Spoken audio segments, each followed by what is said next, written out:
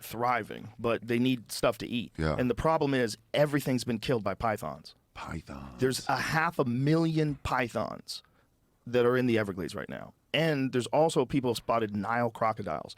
They don't think the Nile crocodiles are a breeding pair. They think somebody might have had one and let it loose. And if that's the case, and it survived, but if they have a shoot on site, like if you see Nile crocodiles, they get 20 feet long and they eat fucking zebras. Damn. I mean, those things. Well, are they show giant. those things that are walking across golf courses and stuff. No, these are way scarier because crocodiles will eat you. Alligators will leave you the fuck alone for the most part. They could eat you. They might eat you if you're swimming. Right. But crocodiles will go after you. Like they eat people. Wow.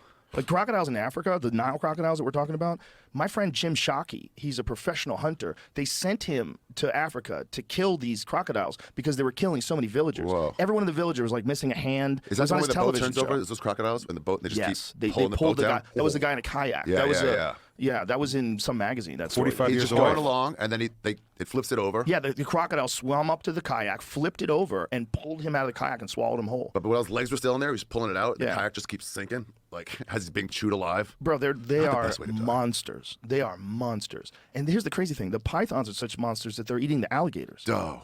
Pythons, they found a dead python with a 12-foot alligator inside of its body. Oh, I just saw that. It's yeah. bananas. Yeah, I mean, thought it could. I don't know how big the alligator was. I might have exaggerated. It's a good place to get rid of a body, the Glades. That's where those. Oh my God! And who's going to walk by it? No one's walking by it in any way. That's where those kids from that Bully movie, like the true story of that, like they dumped in the Everglades, and the only reason they got caught is because they were young, dumb teenagers who just kept telling people. Oh, they just kept telling people. They kept telling people. Like one person would go, he goes, "All right, don't tell anybody else," but like we all killed the bully yesterday. Of course they did. And they couldn't stop telling. That's my favorite.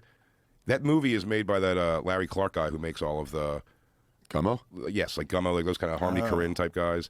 They make all those like shitty kid movies, and so the movie's made to be. It's very sexually explicit. Yeah. It's a very attractive cast, and then when you look into the story at all and they show it, it's like a fat Samoan guy. Everyone's like a Florida pig that they thought they were going to be. I'm like, what are all these sexy kids fucking and killing each other for? And they're just all outcast, awful looking people. Yeah, the ones who have no other options.